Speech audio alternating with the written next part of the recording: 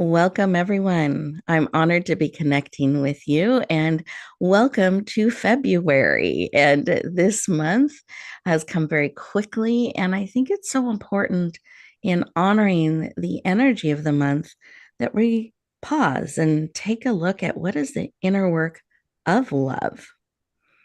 Loving ourselves, loving others. How does some of this work? What can it mean in our life? How can we bring forward those things that serve most when we stop and pause and connect in with love? And what does that mean? We're going to be talking about those things today. And as you slow down and you pause and you connect in with us, I want to encourage you to be fully present. It's so easy in our busy life to be multitasking, running off to the next thing. We're here physically, but our mind's somewhere else. I want to invite all of you to be present, to really connect in and receive everything that is here for you. This is an opportunity for us to pour into you, and you get to just be and receive those things that serve you most powerfully and deeply. How good does that feel? How often are we remembering to allow ourselves to deeply receive and be present? And encourage you to build those muscles as we have this opportunity to come together today. And as you're connecting in, I'm going to invite you to take a deep breath in through your nose, all the way to your toes. I even wiggle my toes and fingertips to make sure it's getting everywhere. I'm reminding myself to bring that supportive oxygen and air to every cell in my body, even my toes and fingertips. And breathing all that beautiful support and energy in. And then breathe out like you're breathing through a straw. And a picture pushing out or releasing all those things that no longer serve, creating room and space for more. As you're breathing, I invite you to put both hands on your heart. Taking another beautiful breath in. And just notice how that feels. Notice the beat of your heart. And then as you're noticing that, go a little bit deeper and notice that pause in between the beats. In that still space, pause by pause. What's coming forward for you? What is it that you need that will empower you, encourage you? A thought about love? What is it you need today and are willing to receive? So, with curiosity, what's in that pause? What's in that still, quiet space for you?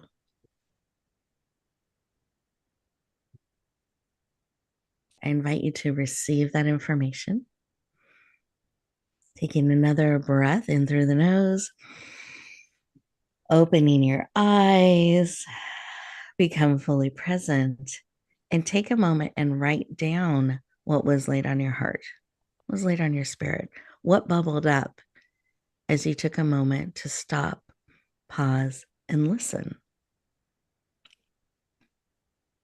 As you're writing that down, I invite you to drink in that insight, that wisdom, that reminder that was shared, or that curiosity, that question that bubbled up. As we go through our time together today, write that down, bring that in front of you throughout our conversation.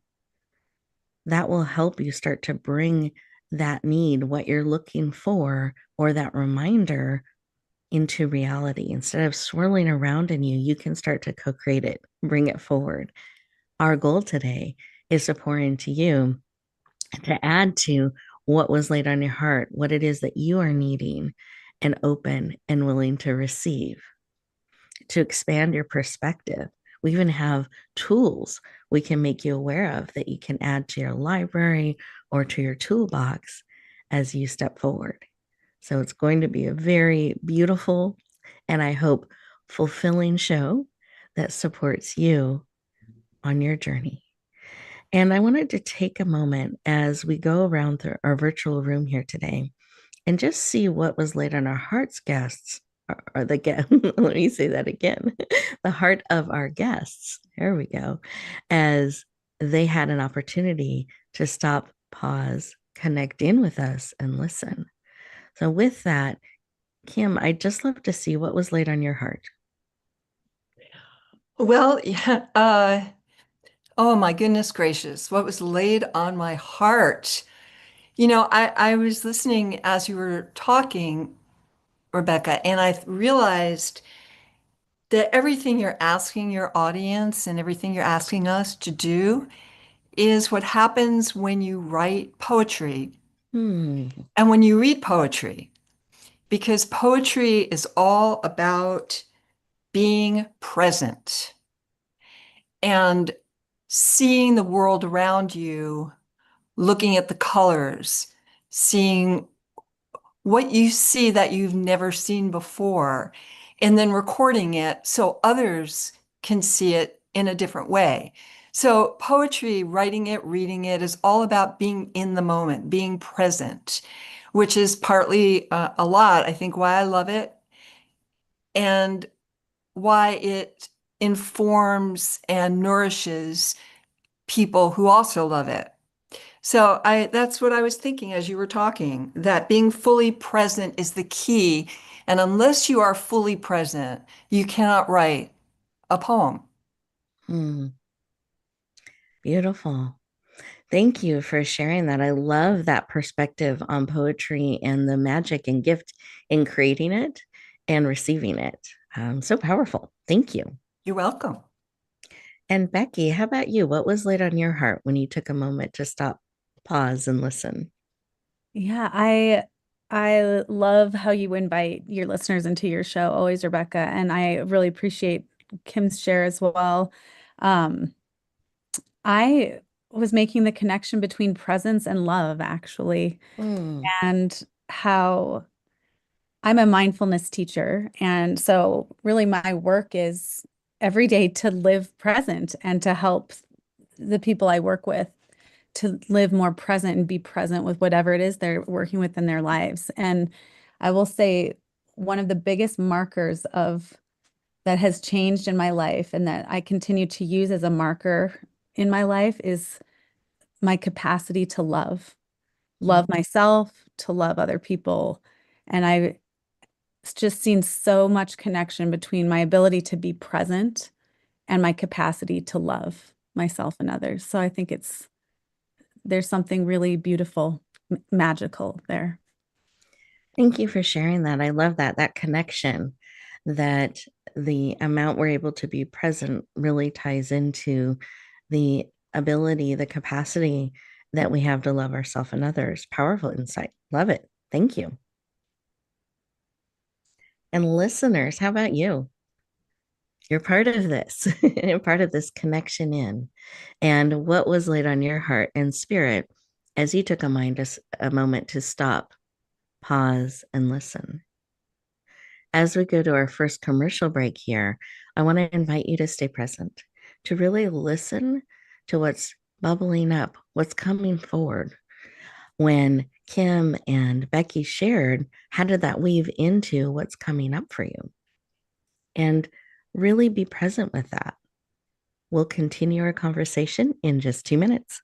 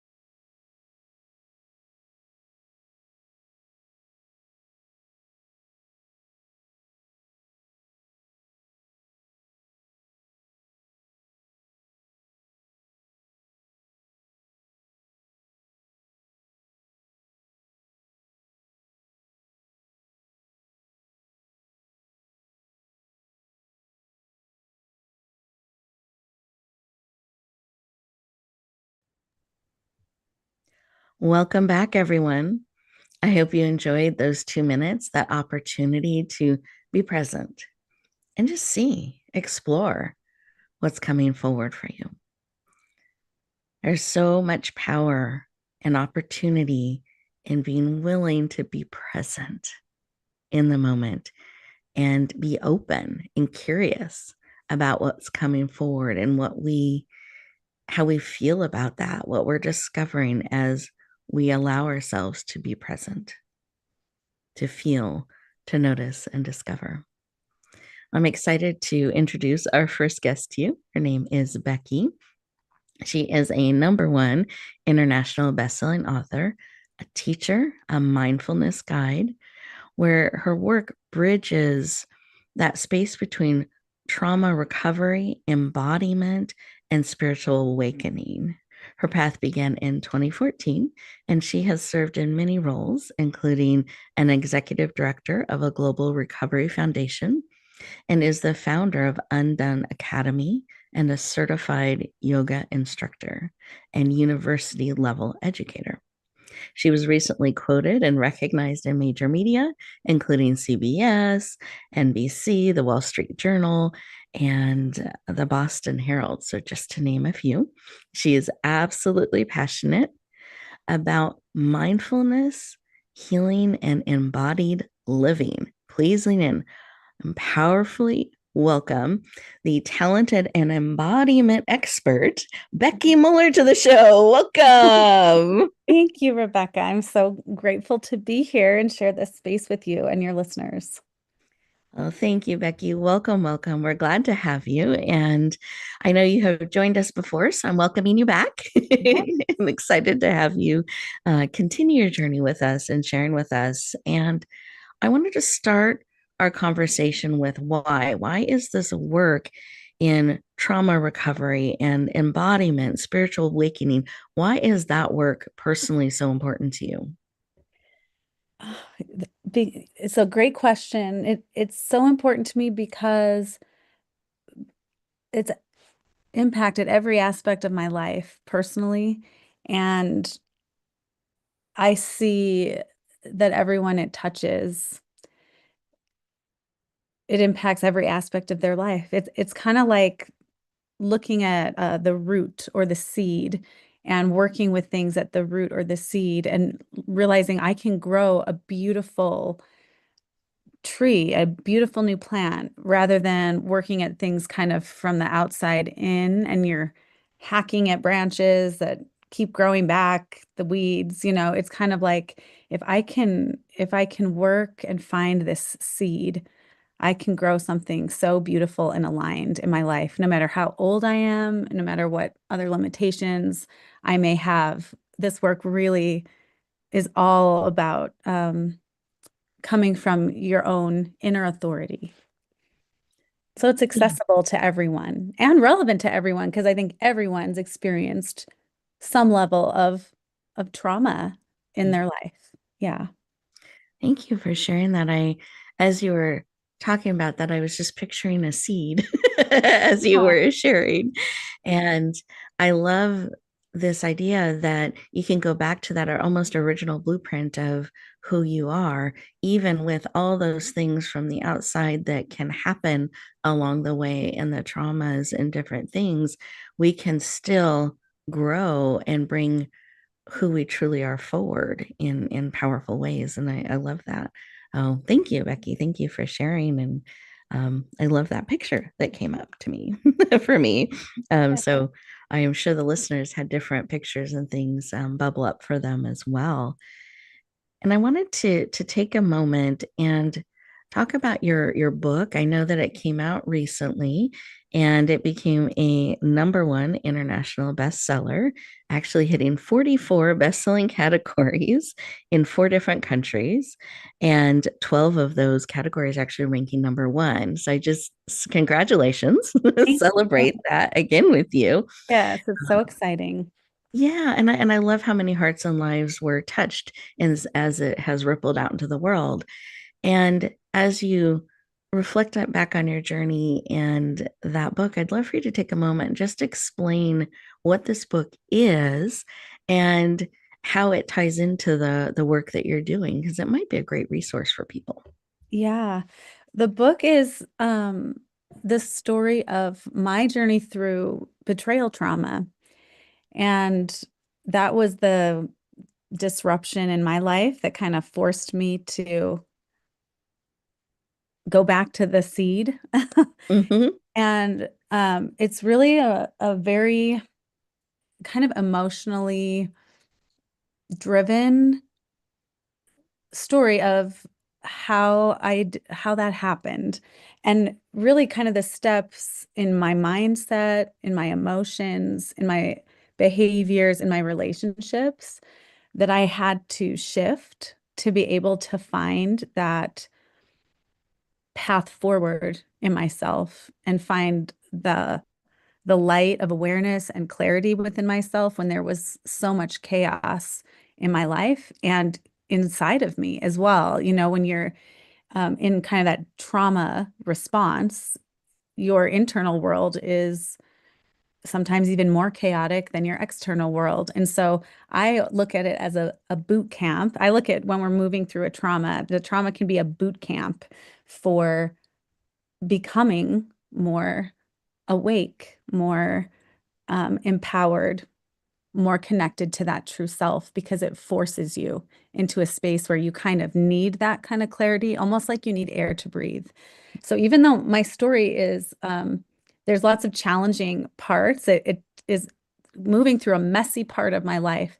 I actually have thought of it before as a love story. It really is a love story. And I almost subtitled it a divine love story because I feel like it's a story of how I came to love, truly love myself, others, and a higher power of my own understanding in a way that was deeper than I had ever known love before. So Mm. even though it's a messy story, all of the good ones are, right? You know, it's a messy story, but Mhm. it is a love story. Yeah, there's so much beauty that comes from these really challenging times in our lives often.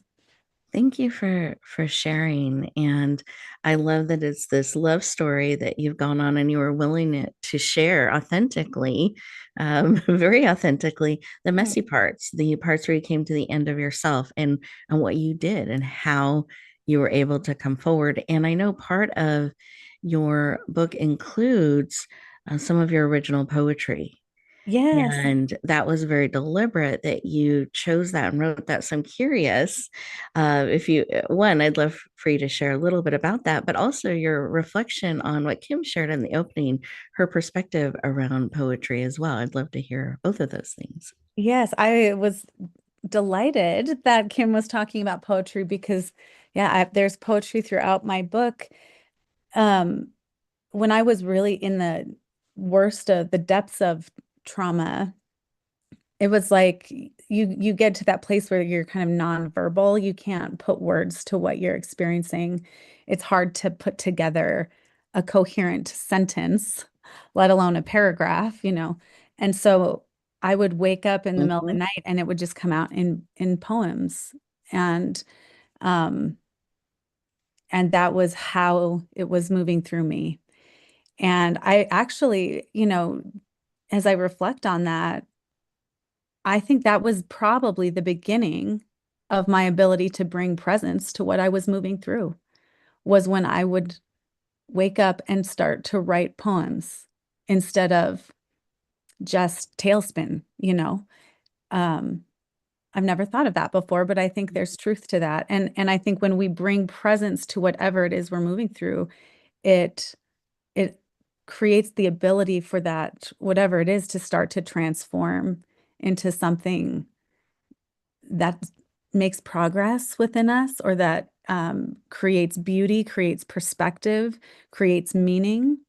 And that all begins with the moment we take the space to be present with what we're experiencing and really feel it and name it and allow it, if that makes sense. I think there's so much of kicking and screaming against when we're struggling with things, and there's in presence, there's an allowing, like this is what it Mhm. is. It's here, I'm acknowledging what's here. Yeah. Thank you for sharing. I appreciate that. And I love that power of presence and allowing. We can spend a lot of energy kicking and screaming and fighting, but in Yeah. reality, it's here. Yeah. And the more we can be with it and process and allow, I think that's a better use of energy than fighting and kicking and screaming. Anything you would add to that? Yes, just the productive pain, right? There's Mm, there's useless suffering, and then there's productive pain. And yeah, life is about the productive, being able to start to feel the difference. Because I think mhm, as humans, we're not going to get out of some level of discomfort here, It's kind of what we're doing here. But we do have a choice of whether that we're in a useless kind of suffering where we're kind of wallowing in it, or whether we allow and bring presence to whatever it is, and it can become a productive pain. thank you. And just to give balance to this, what would you also say about the exciting moments and the happy moments? How does that all fit in? I know we focused in on pain a little bit, Yeah. but I want to bring in that side as well. Yes. Well, and I'm so glad I felt the same thing. It's a two-sided coin, right? One of the things I've really felt and observed in my life too is that the depth of the pain that I've allowed myself to feel or face is reflected in the level of joy or love that I'm capable of feeling. Mhm, So when we start living more deeply, more fully, more open-hearted, we experience kind of bigger highs, and maybe we feel those lows, but we allow them to move through us instead of getting stuck in a low grade um, numbness, if that mhm, makes sense. I think there's so much of that in the world today. We keep ourselves in this very um, comfortable space, but actually the ability to feel love and joy also expands as we're able to find the resources within us to also face the things that are also painful. So they're connected, really. mhm. Thank you. Thank you for sharing and kind of bringing that balance back in Yeah. for all of us. I Yes. appreciate that. And we are getting close on time, but I wanted to take a moment and have you share, especially in the month of love, Yes. one of the perspectives you have on life and you had in your book is about a love game. So, do you mind sharing a little bit about that and how it can tie into this month of love? Yes. Well, the love game, I refer to that in my book, and it's actually a reference to Hafiz, who's a poet, Hmm. back to poetry, um, from the 13th century. He's a Sufi poet, and he talks about life is just a love game, and all of his poems are actually poems to the divine, the beloved. And um, the more I open myself to healing, the more I open myself to being present and really experiencing my life, even the good things and the hard things, all of it, the more it became like I can approach everything that I'm experiencing as a love game. So, how can I experience this moment in a way that will expand my ability to love myself, to love others, to love God, to love and appreciate the world around me? And in every experience, there is an opportunity there that's inviting us to see ourselves more clearly, see the things that are keeping us from feeling that open, expansive feeling of love, and being able to welcome it in whatever it is that we're experiencing. And removing those blocks is so much of the work that's ours to do, because underneath it, the love is already there, Mm, you know. beautiful. Um, when you read the poetry of the great masters like Hafiz or Rumi, or the Christian mystics, they speak so much of love as this, when you boil it all down to the essence of what's really here. Who are we? Who or what are we underneath all of the conditioning and the personality and the appearance and all of that? And it's this essence of love. So the game is, how much of myself can I remove to uncover that love that really is what animates my being and that wants to be expressed in the world. Thank you. I so appreciate your shares and your perspective.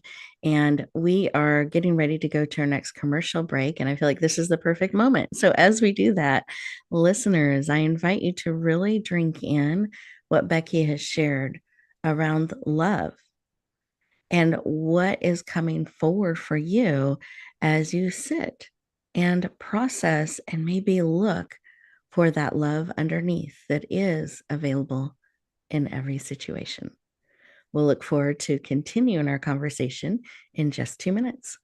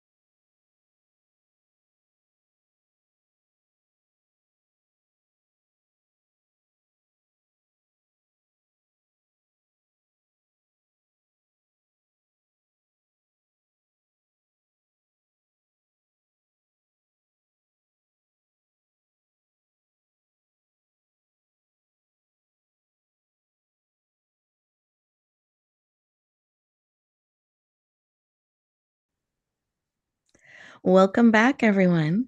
I hope you enjoyed those 2 minutes and really had an opportunity to go deeper and explore with curiosity, not with judgment, but curiosity. What's coming up? What is underneath? Am I able to tap into that love and bring more of that into my life? I'm going to encourage you as we have these pauses throughout the show. It's an opportunity for you to integrate what's being shared, to actually start to apply it real time. And the notes that you're taking as you get sparked or something bubbles up during a conversation, it's an opportunity for you to process and integrate that. I'm excited to be bringing our next guest aboard, and I know you're going to enjoy her and what she has to share about love and about poetry. So I'm excited to introduce Kim to you. She is an award-winning best-selling poet, former City Poet Laureate, of West Hollywood, author of 6 poetry collections, and she has appeared in major journals and authentic. That's so funny. My tongue is getting tied up today. So she has been in multiple books we call anthologies, where different authors share different pieces. And her poetry explores desire, longing, and the complexities of romantic love. She lives in West Hollywood, California, where she teaches poetry classes and is passionate about exploring and explaining the shared emotional terrain that connects all of us. I want to lean in with you as we warmly welcome the powerful and dynamic Kim Dower to our show. Welcome. Oh, wow, Rebecca, thank you so much. Yes, the terrain that we all share. Um, and that's the most beautiful thing about poetry is that when we read a poem that speaks to us, the poet leaves the room and it's just about what we get from the work. We see ourselves in the work, and that's the beauty. That's the language of poetry, how it speaks um, across generations. Becky talks about Rumi, and these poems were written centuries ago, and yet they still resonate because they're universal, because they touch on things that are important to all of us. And what's interesting to me about listening to you and to Becky, um, talking about opening to the present, opening Mhm. to the present. And I would say I come from a very different place than you. However, the outcome is the same. We're all trying to figure out meaning.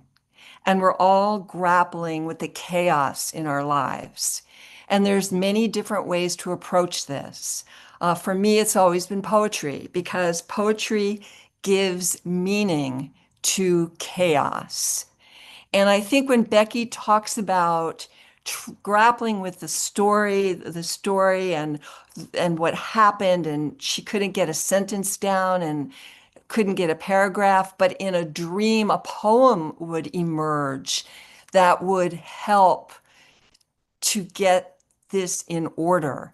And I think that that's really hitting the nail on the head because, again, poetry gives meaning to chaos. It is, in fact, the most concise form of language. And so when we're writing, we have to choose our words.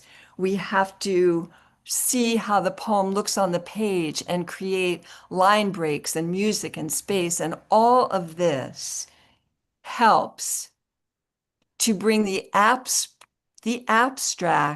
to the specific, which is what helps our understanding of what's going on in our lives. So I don't know if that makes sense. Do you? No, that's helpful, and I love the additional and expanded perspective on this. And one of the questions I was going to ask you is why.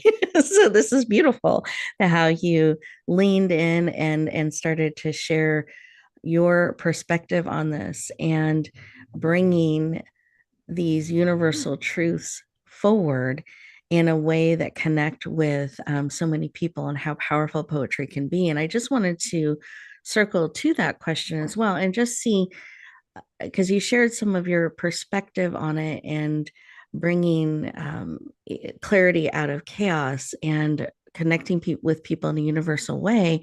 I'm also curious if that is why this particular art form has called to you so much, this way of expression in the world, because you've brought so much forward in this space and continue to help and bring so much forward in this space.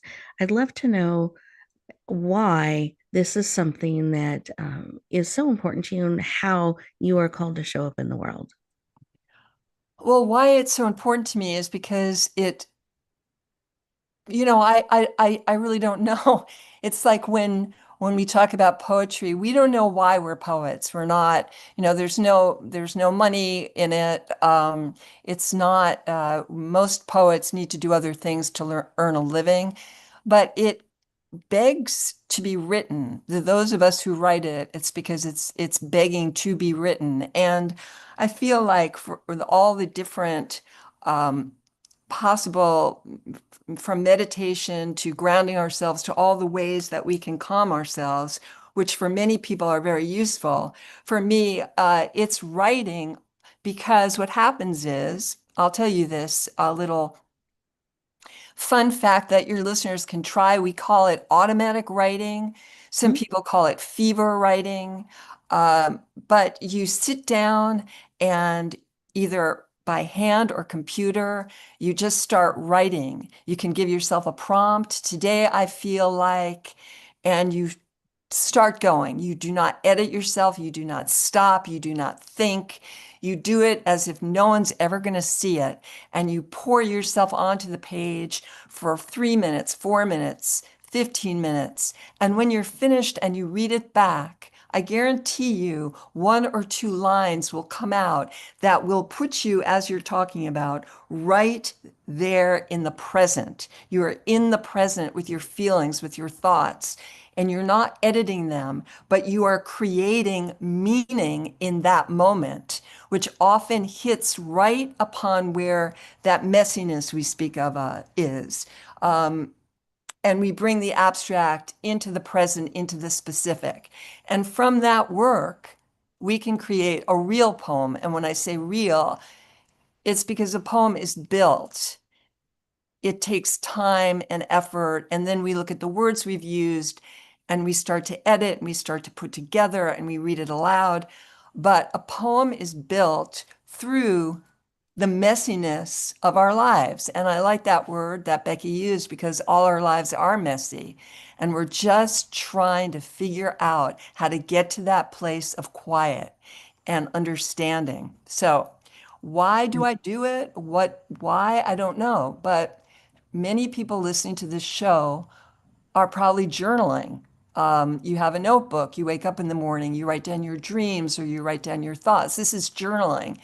It's not poetry, but it's the step before the poetry where you get your thoughts down before you craft them. But for many So people, this is a way to get into the present. And I think that I'll just say that when we talk about the low parts that you were talking about with Becky, the low parts are also as exciting as the wonderful parts, because the low can lift us if there's passion and excitement even in the low parts of our lives. thank you. That's just a lot of really great perspective and some tips, even some things we can add to our toolbox. That kind of writing and perspective are really, really valuable. I appreciate you sharing and kind of exploring that why with us and what is coming up in some of the great suggestions that you are giving to our listeners. And I wanted to have you share a little bit about your poetry collections. I know you have several different collections that you brought forward, and I just wanted to see if there were a couple you wanted to highlight. And I'd particularly love for you to talk about the one that ties into limerence as well. Yeah, and I just want to say one other thing to tie into your discussion, you and Mhm. Becky talking about the three things that I think Becky mentioned: feel, notice, discover. Well, I'm going to add one to it. You feel, you notice, you discover, and then you write it down. You feel, notice, discover, and then you write it down. And in the writing of it and the crafting of it, that is where the full presence becomes elevated. So, my last collection is called What She Wants: Poems on Obsession, Desire, Despair, and Euphoria. And I was really inspired. I read a word called limerence, which I had Hmm. never heard before. And it was just used in a sentence. She was under the spell of limerence. And I thought, wow, that is really beautiful. I've never heard that word before. And I looked it up, and it's a word, a fairly new word that we use now. 20 years ago, it was coined by a psychologist, and it basically is the state of being obsessively infatuated with someone, and usually accompanied by delusions or a desire for an intense romantic relationship with that person. And often it's not returned. And we've all, I'm sure all of us have been in that state of limerence. Uh, there's actually four states of limerence, four stages, where first it's infatuation, and then it's crystallization, which is, I think it's sparking and you are feeling something from someone else. And then that horrid deterioration where it starts to fall apart. And then the final stage of limerence is ecstatic release. So I wrote a collection of poems where the poems fit into each category. And you can read it almost as one piece where you see the infatuation begin until we end with the ecstatic release. But the poems are all obviously separate. So that's what the collection is. And it hits upon, for me, one of the most important things that even when love is not being returned necessarily, you can still feel the passion and the excitement and the energy that you get from your own feelings and how Mm, to tap into that energy and use it to really move you forward. beautiful. I love that. And we are getting close on time. I know it goes so quickly. And I love the perspective you're bringing and that reminder that we have that ability within ourselves to tap into that even when the feelings aren't returned. Did you have a final thought or share that you wanted to that we haven't touched on yet that you wanted to bring forward for our listeners today? I feel like as you use the word toolbox, we all have tools. And the more specific things that we can do, the better. And I just, again, I think that also reading poetry helps us be in the moment. Poems are short.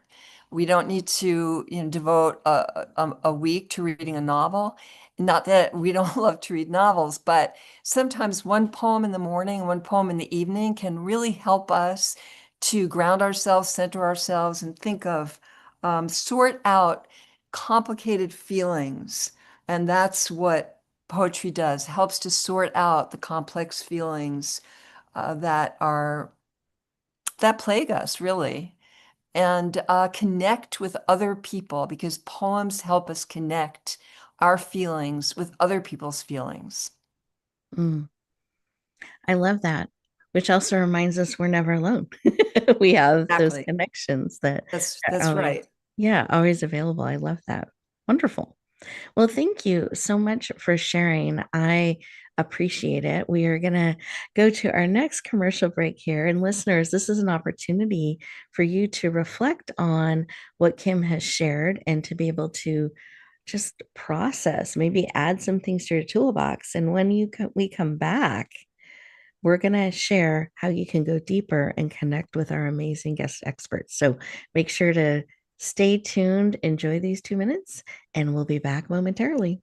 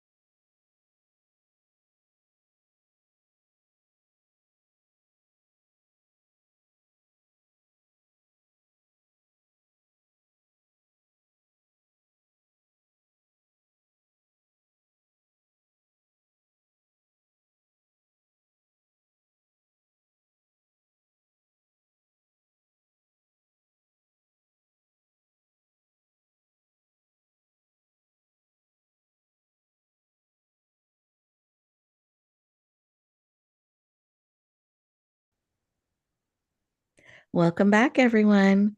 I hope you enjoyed those 2 minutes and had an opportunity to really receive and drink in everything that has been shared and how it's added to what you reflected on in the beginning as you came together and listened to your heart and have taken notes and just see how your perspective has perhaps shifted or expanded around love, around the challenging times, around the chaos in life, and how to come through that and how to tap into the power and the emotions in such a powerful and positive way that we can bring all of that into how we are loving ourselves and others and how we're looking at presence.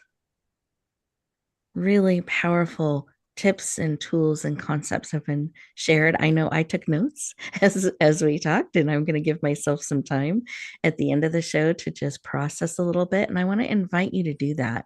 So as we bring the show to a close, I want to encourage you to have your paper and pen ready so you can write down important contact information that we're going to be sharing.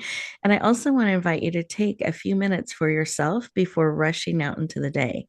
Remember, you get to be in charge, not the day. So you can choose how to spend those 2, 3, 5 minutes in a way that brings you present and really supports you. And that's the place you choose how you're going to navigate and step forward into today.